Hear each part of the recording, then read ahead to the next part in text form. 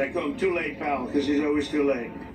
NBC News senior business correspondent Christine Romans joins us now to break it all down. So, Christine, what more did we hear from the Fed chair, and ultimately, what does it mean for folks at home?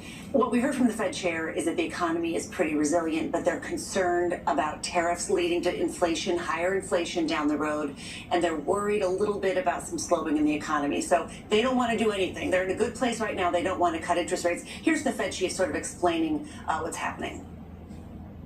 The amount of the tariff effects, the size of the tariff effects, their duration and the time it will take are all highly uncertain. So that is why we think the appropriate thing to do is to hold where we are as we learn more.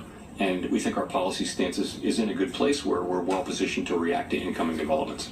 And that was a unanimous decision. There are 12 members, voting members of that board. They all think they should sit tight here, but they could cut rates a little bit later this year. So that means your credit cards, your mortgages, your car loans, they all stay right where they are for now. That's exactly what I was going to ask, because you mentioned all this uncertainty that they're dealing with, but we've thought that maybe in this calendar year we would get, what, 2 rate cuts? And that's what they're penciling in. And I'll say about the tariffs, they think it's going to lead to higher inflation in the near term, but when they try to look way out, they see things getting better again in 2026. So it's just wading through this period of uncertainty. So if you're hoping for a little bit less interest rate for refinance your mortgage, you're going to probably have to keep waiting a little bit. And I would just point out that, average credit card rates above 20%.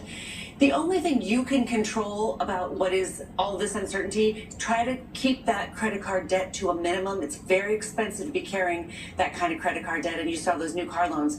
Those are kind of expensive too. So all of this matters to your money. And at least for now, the Fed is holding steady on things. And today, how did the markets react to Powell's remarks? I think they were widely expected. The market's mostly looking at what's happening in the Middle East at the moment. So we're really watching less stocks and bonds right now and more the oil market. Oil prices have been rising over the past week or so. They've risen $10 a barrel over the past week. And there's the rule of thumb is every $10 is 20 cents at the pump.